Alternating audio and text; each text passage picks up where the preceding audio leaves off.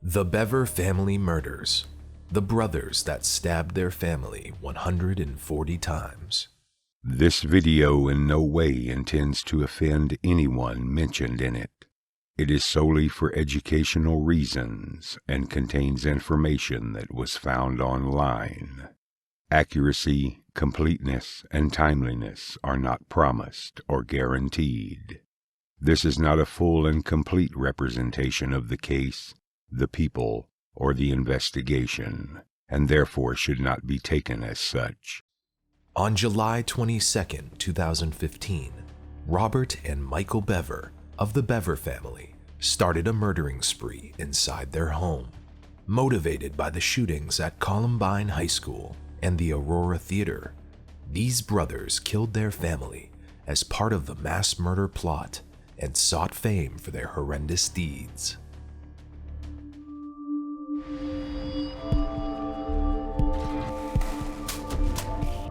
Welcome. This is Crime Recall. The Bever Family. The Bever family lived in Broken Arrow, Oklahoma, at 709 Magnolia Court. Broken Arrow is Oklahoma's fourth largest city, known for the Rose District family markets, the Military History Museum, and numerous more attractions. When David Bever and April initially met, they were both quite young. When April was 15, in 1987, the two got married and went on to have 7 children together. An IT expert, David Bever was 54 years old. He was characterized by his coworkers as being reclusive, alone, and uncommunicative. 45-year-old April Bever raised her 7 kids entirely at home. She was regarded as being reserved and very devoted to her kids. The 7 kids are Victoria, 2 years old, Michael, 16, Crystal, 13, Daniel, 12, and Robert, 18. The 7 Bever kids were all homeschooled. The kids weren't permitted to play outside with the neighbors' kids or take part in any other activities, so they stayed with each other instead. April and Daniel made the choice to keep their kids away from everyone. Neighbors claim they've never seen the kids. The neighbors didn't even discover the children's identities until the medical examiner disclosed them. Robert was the only member of the family that went to school. Due to reports of molestation, his parents made the decision to have him removed. Security cameras were put in every room of the house, allowing David to monitor everything. Despite David and April's best efforts to protect their kids from everything, they had access to the internet. April used to post on Reddit about her experiences as a mother and how life was at home. She would post on Reddit about the 3 words she would use to characterize herself, such as her love of Christmas, the fact that she married at the age of 15, and her decision to have 7 children, all of whom she adored. Her post appeared to be typical and ordinary. Robert and Michael. Robert, the eldest child, uploaded videos to his YouTube channel about his new haircut, numerous skits, and Minecraft. His innocent interest then quickly became evil. He became fascinated by mass murderers, serial killers, and shooters. He intended to commit the same atrocities as those committed in the 1999 Columbine school shooting and the 2012 Aurora Theater shooting. Robert's interest quickly morphed into Michael's interest. The brothers watched the film Rampage, which is about a man who kills people because the world is overcrowded. The brothers believed they could do it better, and they planned to murder 50 people for the sake of glory. They planned to kill as many people as they could while traveling from Oklahoma to Washington State. While working at a Christian call center, Robert started saving money to purchase body armor and weapons. They bought knives, face masks, and bulletproof jackets. Their sister, Crystal, found the items the brothers had purchased in their room and felt it was strange. Her parents were informed, but they made no move to investigate. Then they'd go online and buy firearms and ammo, but they couldn't have the guns delivered to their house, only to a gun store, and they had to be 21 to pick them up. Robert ordered a shipment of 1,000 rounds of ammunition to be delivered to the residence. They didn't want their parents to learn about it or to pick up the order when it came in. As a result, they made the decision to murder their entire family. Because the ammunition was supposed to arrive at the house on July 23rd, Robert and Michael made the decision to murder their family on July 22nd. They intended to wait until everyone was in bed at around midnight before executing everyone with a knife. They also wanted to capture the entire event on video. They planned to produce 2 separate videos, one of which they would provide to the police that would show the killings and the bodies. The second video, intended for the general public, wouldn't show any bodies or any graphic details. It would just talk about the murders. No one actually knows how Robert planned to obtain the weapons given that he wasn't 21 years old. But after the murders, they planned to go to Walmart to purchase huge plastic containers to dismember each member of the family, store the containers in the attic, and then start their killing spree. The murders. Around 11:30 p.m. on July 22nd, 2015, April instructed Crystal to gather her brothers so they could assist with doing the dishes. When Crystal walks into her brother's room, she discovers them wearing body armor and their beds covered in a number of knives. "Should we do it right now?" asks Michael as he turns to face Robert. "Yes," Robert replies. Michael tells Crystal that he has something to show her on the computer.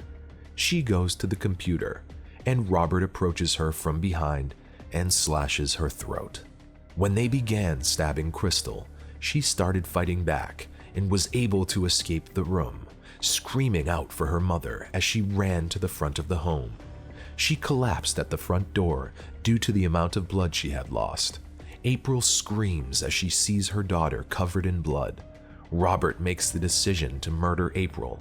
April is stabbed 48 times. Michael drags Crystal back into the house and they assume she's dead, so they abandon her.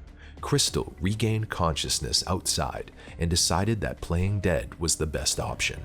Christopher, 7, and Victoria, 5, were in the bathroom hiding. When Michael goes to the bathroom, he tells them that Robert is attacking the family and that they had to open the door for him because he was afraid for his life. Michael began stabbing them both as soon as they opened the door. Victoria was stabbed 23 times and Christopher 21 times. Daniel, 12, breaks into his father's office and calls the police. Michael treats Daniel the same way he treated Christopher and Victoria. He begs Daniel to open the door because Robert is attacking the family and he is afraid. Daniel opens the door and Michael grabs the phone, greeting the 911 operator before smashing it on the ground. 911. Broken Arrow 911. Hello? Hello. Hi, where are you at? Broken Arrow, Oklahoma 7411. What address? 709 Magnolia Court. Okay. Are you the only one there?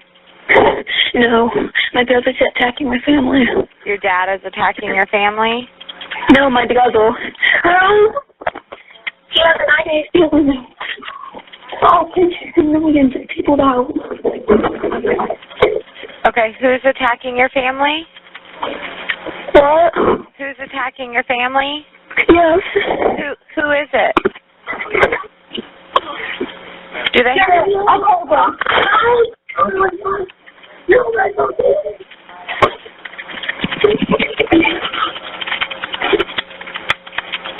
Are you there? Hello? Hi, what's going on there? What's going on there? Hello? Hello?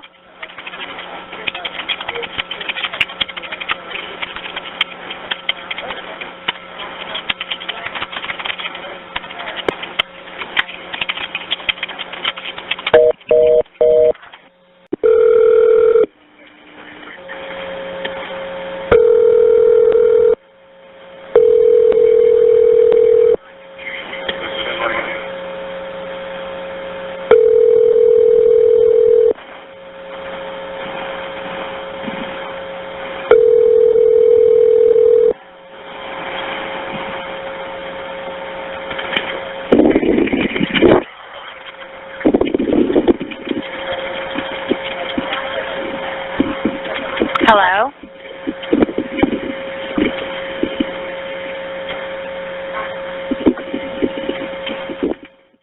Michael turns to his brother and says, "He's all yours," and Robert stabs him 21 times. When David woke up, he went downstairs to see the horror and the altercation that occurred, in which Robert then stabbed David 28 times.